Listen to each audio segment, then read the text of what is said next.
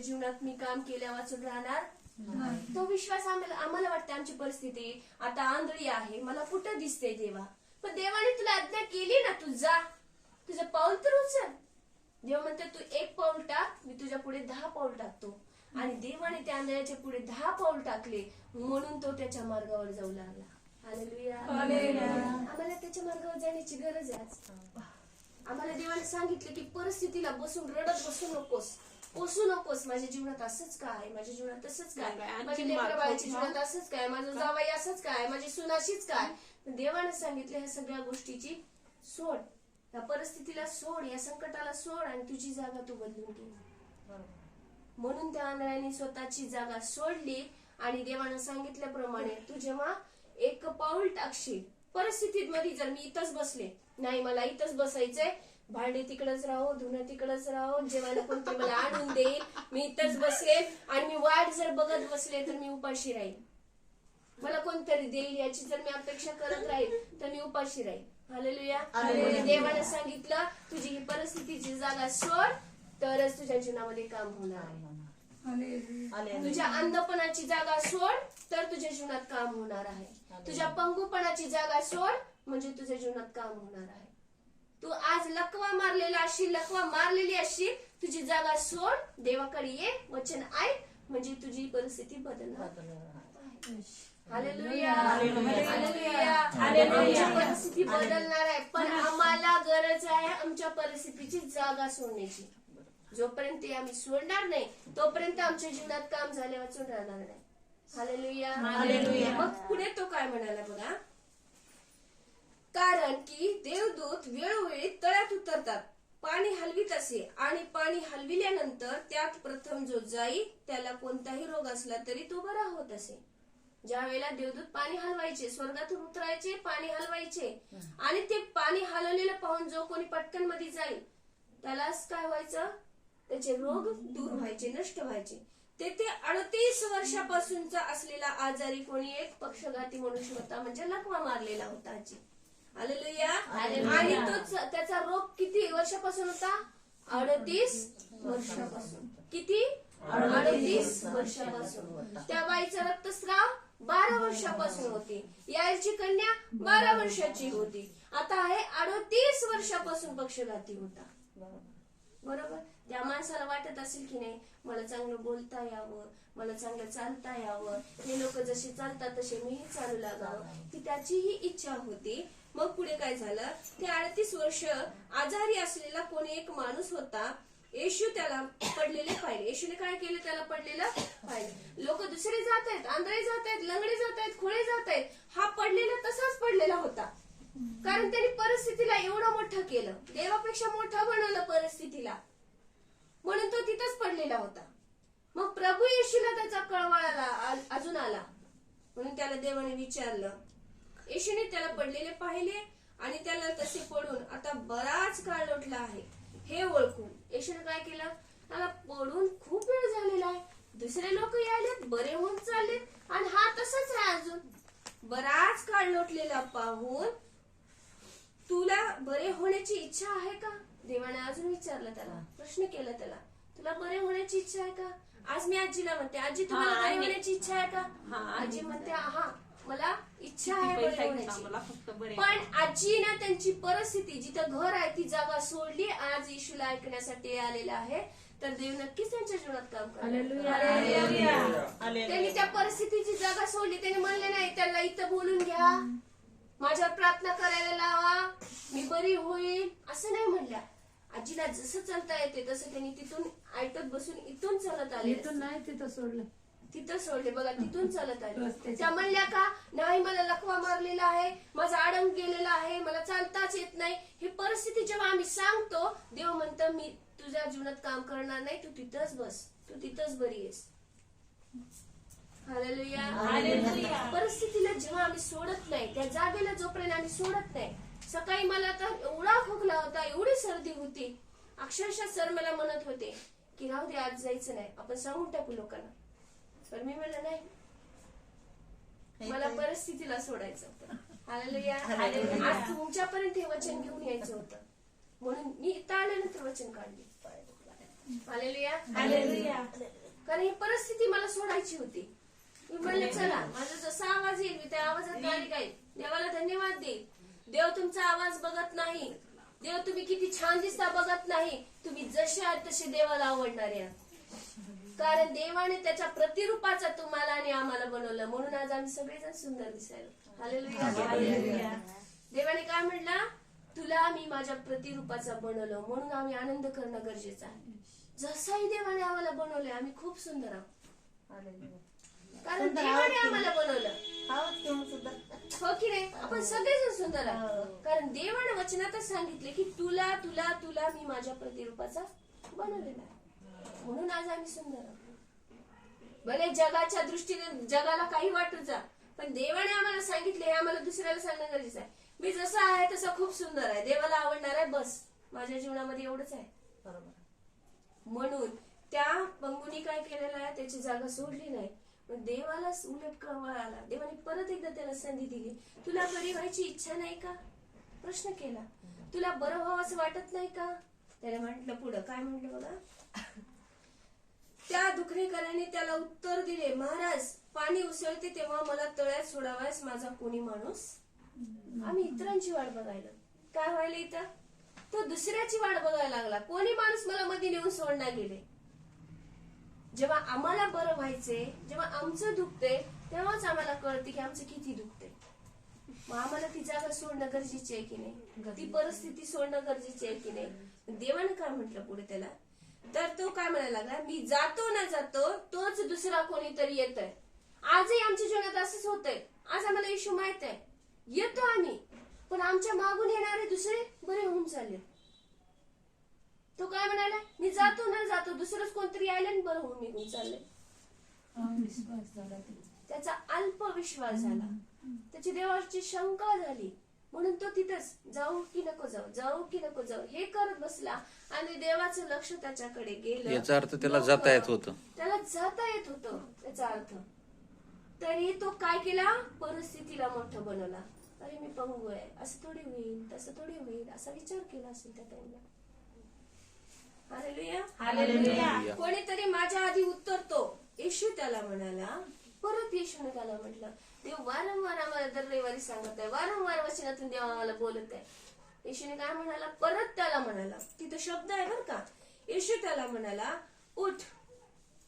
आता त्याला पाण्यात जा तळ्यात जा नाही म्हणले देवाला, काय सांगितलं, उठ, आपली बाज उचलून घेऊन चालू लाग. काय म्हणलं, उठ, आपली बाज उचलून घेऊन चालू लाग. आता म्हणले का तळ्यात जाऊन पड, स्वर्गदूत येतील तुला बरे करतील, नाही. देवाने आज्ञा केली, उठ, आपली बाज घे आणि चालू लाग. देवाने सांगितलं जा त्या तळ्यामध्ये आणि लोक बरे होतील, कारण स्वर्गदूताला मी पाठवलेला आहे. आणि तो विश्वास त्या आंधळ्याने केला, खुळ्याने केला, लंगड्याने केला, म्हणून त्या आंधळ्याने येशूचा शब्द ऐकलं, जा बरा होशील. मग त्याने विचार केला नाही ह्या डोळ्यांचा, आणि देवाने जा म्हणले, देव मला मार्ग दाखवेल, म्हणून तो गेला आणि बरा झाला. आता इथं पण येशू त्याला म्हणायला लागला, येशू त्याला म्हणाला उठ, आपली बाज उचलून घेऊन चालू लाग. मला सांगा, तो पक्षघाती होता, आता तो उठू शकेल का? त्याला एवढा वेळ देवाने संधी दिली होती, तो उठला का? नाही उठला. तो गेला का तळ्यापर्यंत? आता येशू त्याला डायरेक्ट सांगाले उठ आणि आपली बाज घेऊन चालू लाग. तो उठेल का? उठेल का नाही उठेल? का? झालं डोळे आले ते आले, डोळे येणारे दुसरा माणूस होता जी, लक्ष देऊन ऐका बरोबर. डोळे, तो आंधळा होता, तो पांगळा होता, आणि तो काय होता, लकवा मारलेला होता. पण डोळे ज्याला नव्हते तो बरा झाला, जो पांगळा होता तो बरा झाला. पण आता पक्षघाती उठायलाच तयार नव्हतं ना, तो उठायला तयार नव्हता. मग त्याला म्हणत आहे परत येशू त्याला बघून म्हणत आहे, तुला बरं व्हायची इच्छा नाही का? तुला बरं व्हायची इच्छा नाही का? आहे. पण त्याचं कारण सांगायला लागला, काय, मी जातो ते नाही जातो, तिथं कोणतरी यायले. आज आम्ही काय कारण सांगतो, मी आज येणार होते, मी आज येणार होतो, पण घरी सोयरे आलते, घरी पाहुणी आलते. आमची परिस्थिती आम्ही काय करायलो, आमच्या हाताने आम्ही अडवून धरायलो, आमचा आशीर्वाद आमच्या हाताने आम्ही रोखायलो. आमच्याकडे पाहुणे येणार आहेत. आज माझ्या भाऊजीचा वाढदिवस आहे, ते सोडून मी तर का आले? आशीर्वाद कारण जेव्हा तुमच्या जीवनामध्ये देवाचा आशीर्वाद राहते ना, तेव्हा तुम्हाला कोणत्याच गोष्टीची कमी नाही. आशीर्वाद वाढदिवस तर येणारच आहे, जाणारच आहे, पण जे आशीर्वाद आज मिळवायचं होतं ते जर आशीर्वाद हुकला, आमच्याकडून चुकला, तर जर आज देवाला अद्भुत काहीतरी द्यायचं असेल आणि ते जर हुकून गेलं तर, म्हणून आशीर्वादाच्या मागे झटायचं आपल्याला.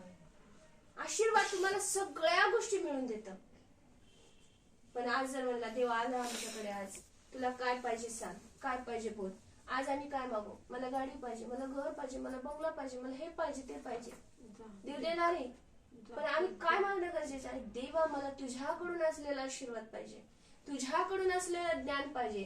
कारण आशीर्वाद आणि ज्ञान सर्व गोष्टीला तुमच्या मागे घेऊन येतात. आशीर्वादाच्या मागे तुम्हाला धावायची गरज नाही, आशीर्वाद तुमच्या मागे धावत येतात. हालेलुया. आम्हाला गरज आहे का गोविंद भाऊ आशीर्वादाच्या मागे लागायची? नाही.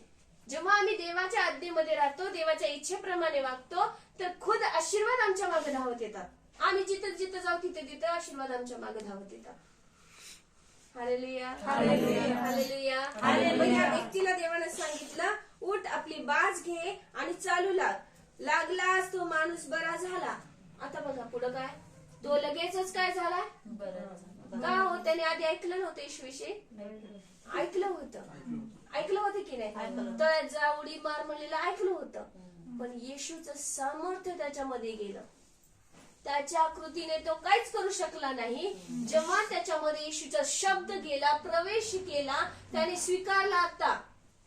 आता तरी स्वीकारतो मी हे शब्द, आता मी पाऊल उचलतो. मी पहिला ऐकून न ऐकल्यासारखं केलं देवाला, आता मी ऐकतो आणि त्या शब्दाला त्याने स्वीकारलं.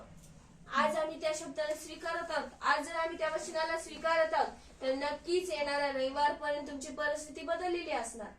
जो कोणी विश्वास ठेवेल तो म्हणेल आमेन. आमेन. हालेलुया. हालेलुया. जो कोणी विश्वास ठेवेल तो म्हणेल आमेन. आमेन. तर तुम्ही ज्या परिस्थितीला जर सोडलं असेल तर परमेश्वर नक्कीच तुमच्या जीवनामध्ये काम करणार. ते आशीर्वाद तुमच्या मागे धावत येणार आहे. जे देवाने सोडलेले आशीर्वाद आहेत ते खुद तुमच्या मागे धावत येते. मग लागलाच तो व्यक्ती काय झालेला आहे? चालू लागला. आपली बाज उचलली त्याने डोक्यावरती, कारण आमच्या परिस्थितीला आम्ही आमच्या डोक्यावरती घेतलो आणि देवाच्या हातात सोपून दिलं. हे तूच बघ. आणि तो उचलून चालू लागला, नाचू लागला आणि सांगू लागला, बघा या परिस्थितीशी मी जुडून होतो. ही परिस्थिती मी माझ्या डोक्यावर घेतली. आता मी हिला माझ्या पायाखालून काढून टाकलो. आता परिस्थिती माझ्या खाली नाही तर माझ्या वर आहे, कारण माझ्या वर कोणीतरी आहे. त्या परिस्थितीच्या वर कोणीतरी आहे, त्याचा आशीर्वाद माझ्यावरती आहे. या परिस्थितीला तो शून्य करून टाकतो.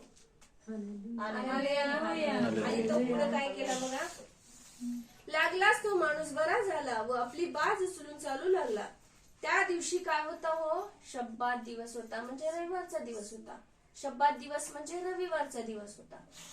आता काही लोकांनी ते बघितलं, हा माणूस बरा झाला. आता मला सांगा, त्या ठिकाणी आंधळे होते, खुळे होते, लंगडे होते, मुके होते. ते बरे झालेले त्या लोकांनी पाहिलं नव्हतं का? पाहिलं होतं. पण देवाचा विरोध करणारे लोक काय म्हणायला लागले बघून, शब्बात दिवशी तू का बरं करायलास लोकांना? येशू ख्रिस्ताला म्हणायला लागले, शब्बात दिवशी बरं करणं बरोबर नाही. शब्बात दिवशी बाज उचलून घेऊन चालणं बरोबर नाही. आमचे लोक म्हणतात बाज उलटी पडलेली बरं नसते, हे उलट पडलेलं बरं नसते. ते ती बाज आहे बरं का, जे लोक पाळतात आतापर्यंत. बाज उलटी पडलेली बरं नसते. देवाने त्या बाजाची परिस्थिती उलटी करून टाकली. ती परिस्थिती कशी होती हो? आधी अशी होती, पाय कुठे आहेत? खाली जमिनीला. आणि त्यांनी काय केलं? उचलल्यानंतर पाय कुठे झाले? परिस्थिती कुठे आली तुमच्या? कुठं आली? तुमच्या खाली राहिली का? आता तुम्ही तिला चालू शकता. हालेलुया. हालेलुया. म्हणजे त्या परिस्थितीच्या पायाला त्यांनी वर घेतलं आणि तो खुद परिस्थितीला घेऊन चालत होता. तो आशीर्वादित झाला, त्या परिस्थितीला घेऊन तो चालत होता. त्याने दाखवलं हे खाली पाय होते हिचे, आता मी केलं वरी तिचे पाय. हालेलुया. हालेलुया. आमची परिस्थिती बदलते, पण आम्हाला ऐकणं गरजेचं आहे. जोपर्यंत ऐकत नाही तोपर्यंत विश्वास काम करणार नाही, तोपर्यंत अंतःकरणात जाणार नाही. आणि बघा लागलाच तो माणूस बरा झाला व त्याची बाज उचलून तो चालू लागला. त्या दिवशी शब्बात होता. यावरून यहुदी व त्या बऱ्याच झालेल्या माणसाला म्हणाले, आज शब्बात आहे, बाज उचलून चालणे तुला योग्य नाही. काय म्हणाले ते? बाज उचलून चालणे तुला योग्य नाही. आज आमच्या घरात ते बाज कधी कधी उलटी पडते. लोक काय म्हणतात, उलटी बाज बरोबर नाही ना, सनीच येते, काय कीच होते, अपशकुनच असते म्हणतात, काय कीच करा म्हणतात बाजाला, बरोबर की नाही. पण लगेच तो त्याने काय उत्तर दिले, ज्याने मला बरे केले तो त्याला ठामपणे सांगायला लागला. तो म्हणला का मी याला कशाला येशूविषयी सांगू? नाही म्हणाला.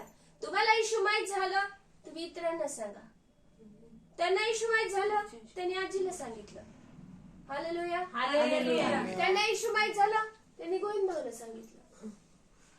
तुम्हाला येशू माहित झालं, तुम्ही तुमच्या परिवाराला सांगा. हालेलुया. अंजना ताईला वचन माहित झालं, येशू माहित झाला, त्यांनी त्या ताईला घेऊन आले. हालेलुया. मग त्याने त्याला उत्तर दिले, ज्याने मला बरे केले. अंजना ताईने सांगितलं की माझी परिस्थिती बदलले, ताई तुम्हीही चला तुमची ही परिस्थिती बदल. मग तो सांगायला लागला, ज्याने मला बरे केले त्यानेच मला सांगितले की आपली बाज उचलून घेऊन चालू लाग. ज्याने मला बरे केलं त्यानेच मला बाज उचलण्याची आज्ञा दिली, म्हणून मी ही बाज उचललेली आहे. म्हणून मी माझ्या परिस्थितीला माझ्या डोक्यावर घेतलेला आहे. मी माझ्या परिस्थितीला माझ्यावर राज्य करून दिलं. हालेलुया. त्याने त्याला विचारले, आपली बाज उचलून चाल असे ज्याने तुला सांगितले तो कोण माणूस आहे? मुद्दाम त्याला विचारायला. कोणता माणूस आहे? कारण ते सगळे एकत्र जमले. ते मसलत करत होते की येशू विषयी आपण इतरांना द्वेष पैदा करावं, राग पैदा करावं, ईर्ष्या पैदा करावं. पण त्याने काय सांगितलं, तो कोण आहे हे त्या बऱ्या झालेल्या माणसाला ठाऊक नव्हते. कारण त्या ठिकाणी आता हे बऱ्या झालेल्या माणसाला माहित नव्हतं तो येशू ख्रिस्त होता. त्याने फक्त त्याच्याविषयी ऐकलं. कारण त्या ठिकाणी लोकसमुदाय असल्यामुळे येशू काय केला, या गर्दीतून बाजूला झाला. जिथं का बरं येशू बाजूला झाला? जिथं अपशब्द आहेत, जिथं पाप आहे, त्या पापापासून आम्हाला दूर होणं गरजेचं आहे. येशूने काय केलं, त्यांच्या अंतःकरणातली कल्पना ओळखली, त्यांच्या मनातली मसलत ओळखली. आपण इथं थांबायचं नाही. आपण काय करायचं अशा लोकांपासून? तुम्हालाही देव आज तेच सांगत आहे. तुमच्या आजूबाजूची परिस्थिती तशी असेल, तुमचे लोक तसे असतील, घरातले नातेवाईक काही बोलत असतील, तर तुम्हाला तिथून निष्ठायचं आणि म्हणायचे मला येशूकडे जायचं, आज मला वचन ऐकायचं आहे. मग तुम्ही बसा तिथंच. येशूही काय केला, त्याची जागा सोडला आणि तो तिथून निष्ठून गेला. आज आम्हाला तिथून निष्ठायची गरज आहे. आज आम्हाला कामापासून निष्ठायची गरज आहे. आमच्या परिस्थितीपासून निष्ठायची गरज आहे आम्हाला. हालेलुया. मग पुढे बघा, त्यानंतर तो मंदिरात येशूला भेटला. परत तो पक्षघाती मनुष्य येशूला मंदिरात भेटला. तेव्हा तो त्याला म्हणाला, पहा तू बरा झाला आहेस. देवाने त्याला काय सांगितलं, तू आता परिपूर्ण बरा झालेला आहेस. पण देव काहीतरी सांगू इच्छितो आज तुम्हाला आणि मला. हालेलुया. आज तू बरा झालेला आहेस, आतापासून पाप करू नको. देवाला पापाची गोष्ट बिलकुल आवडत नाही. ज्याच्याकडे पाप आहे देव त्याला आधी सांगेल की पाप करू नकोस, वाईट करू नकोस, कुणाला शिरशाप देऊ नकोस, कुणाविषयी वाईट बोलू नकोस.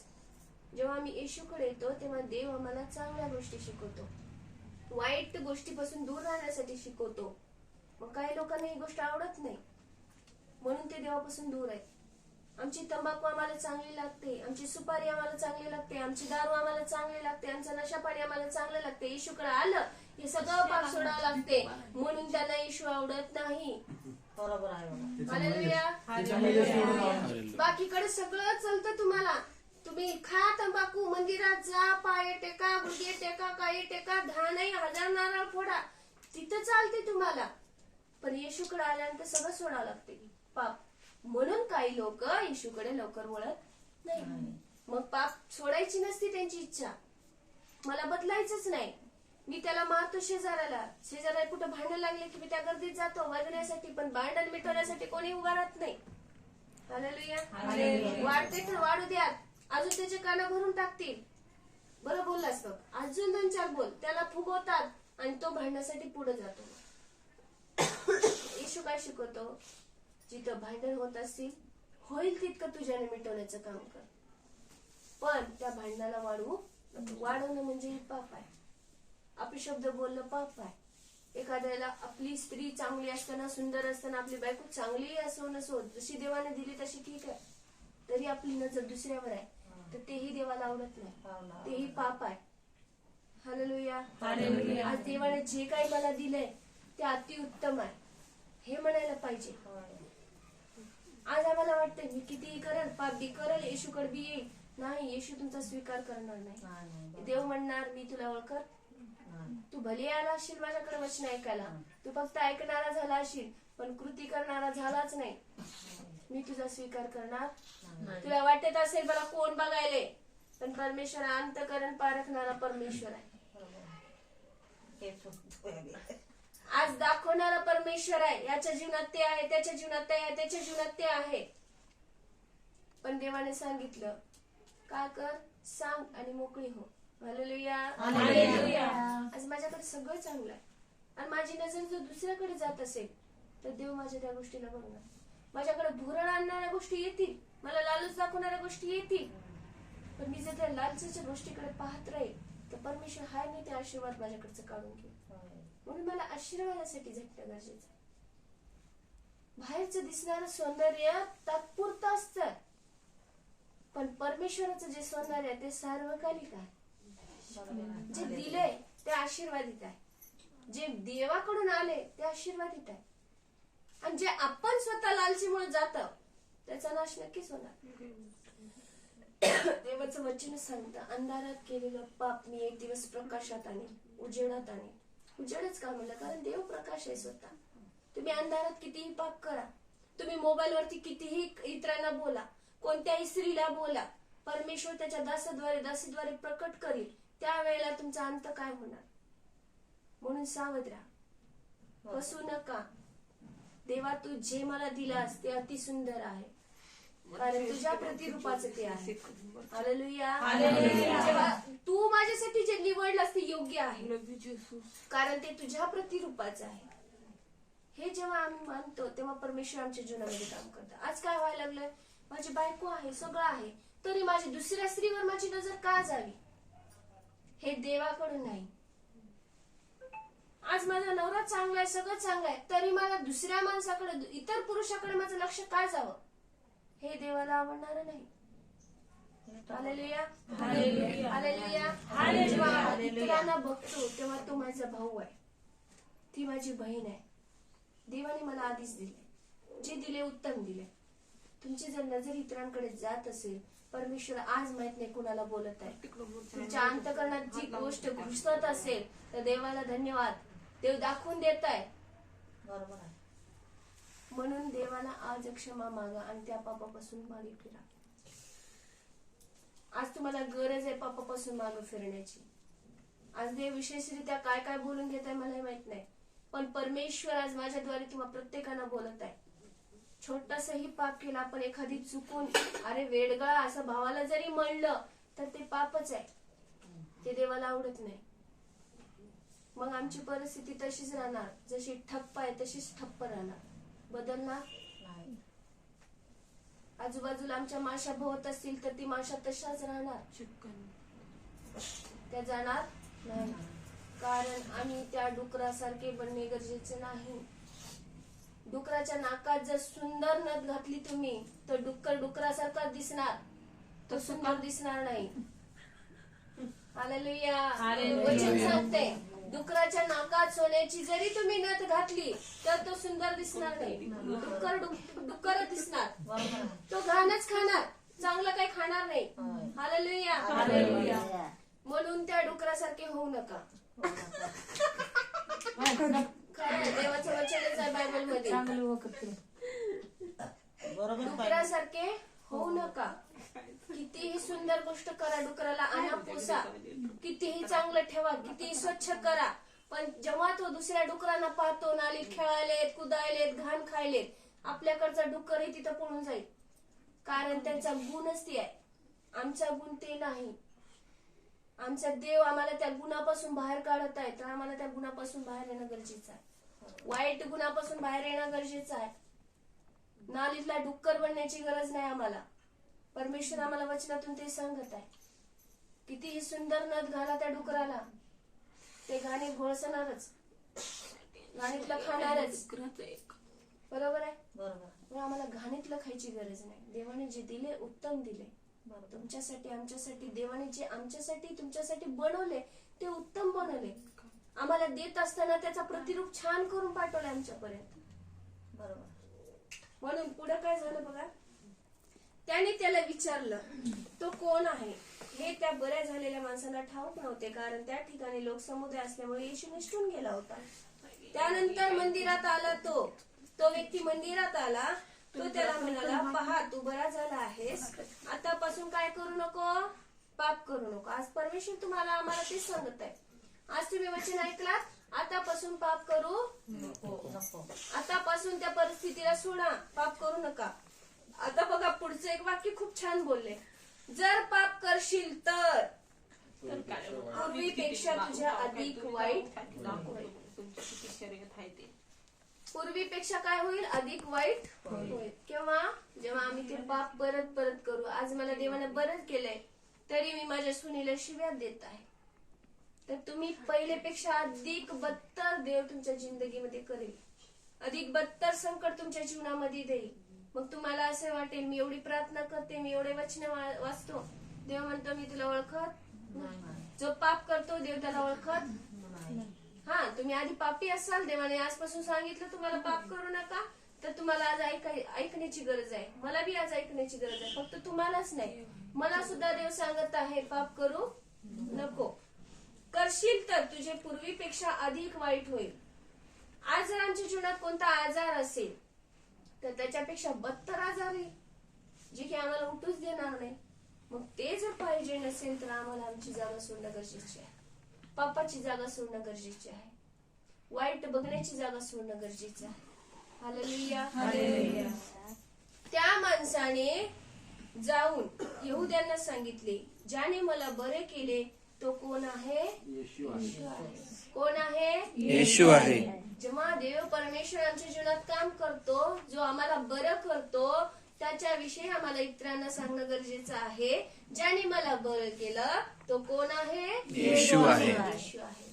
येशू नावात काय आहे, सामर्थ्य आहे. सामर्थ्य. येशू नावात काय आहे, आशीर्वाद आहे. येशू नावात काय आहे, शांती आहे. येशू नावात काय आहे, आनंद आहे. येशू नावात एक भरोसा आहे. येशू नावामध्ये आशा आहे. येशू नावामध्ये शक्ती आहे. हालेलुया.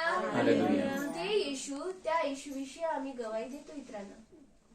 तुम्ही पण या आणि बरे व्हा. पण आम्हाला एक अट देवाने टाकली, आमचं पाप आम्हाला सोडणं गरजेचं आहे, तरच ते आमच्या जीवनामध्ये काम करायला तयार आहे. हालेलुया. हालेलुया. परमेश्वर या वचनाद्वारे तुम्हा सर्वांना आशीर्वादित करो. आणि जे वचन ऐकले तर असं समजू नका फक्त हे रविवार पुरतं होतं. येणाऱ्या रविवारपर्यंत तुम्हाला ती गोष्ट मनन करायची आहे. हालेलुया. हालेलुया. ज्यांच्या जीवनामध्ये परमेश्वराने आज तुम्हाला आम्हाला जे बोललेलं आहे ती गोष्ट आम्हाला घेऊन चालणं गरजेचं आहे. फक्त ऐकलं आणि इथल्या पुरतं आम्हाला छान वाटलं, खूप मस्त होतं वचन, हे म्हणलं आणि 14 दिवशी विसरून गेलं. पुढच्या रविवारी जर विचारलं वचन काय होतं, काय की आठवण गेले. का आठवत नाही, कारण आम्ही त्या वचनाला मनन करत नाही म्हणून आठवत नाही. हालेलुया. मग आम्ही संसाराच्या गोष्टीमध्ये गुरफटून जातो. आम्ही हे वचन गुणगुण करत राहिलो तर, गीताच्या स्वरूपात जर गुणगुण केलं तर, पक्षघाती मनुष्याला देवाने बरं केलं, आंधळ्याला बरं केलं, लंगड्याला बरं केलं, खुळ्याला बरं केलं, बहिऱ्याला बरं केलं, मुक्याला बरं केलं. आम्हाला तुम्हाला ना का बरं नाही करू शकणार, करणार की नाही करणार. आमची परिस्थिती तर एवढी नाही की आम्हाला काहीच दिसत नाही. त्या खुल्या लंगड्यापेक्षा तो आंधळा किती हे असेल, दुःखी असेल. हालेलुया. तो जन्मापासून आंधळा होता, तो किती दुःखी असेल, तरी त्या आंधळ्याने येशू ख्रिस्ताचा स्वीकार केला. येशू ख्रिस्ताचा प्रकाश त्याच्या समोर आला म्हणून तो चालू लागला. तो प्रकाश आमच्या जीवनात येणं गरजेचं आहे, तुमच्या जीवनात येणं गरजेचं आहे. हालेलुया. हालेलुया. बाप या वचनाद्वारे तुम्हा सर्वांना आशीर्वादित करो. ही वेळ आता प्रार्थनेची आहे, आपण सर्वांसाठी प्रार्थना करूया आणि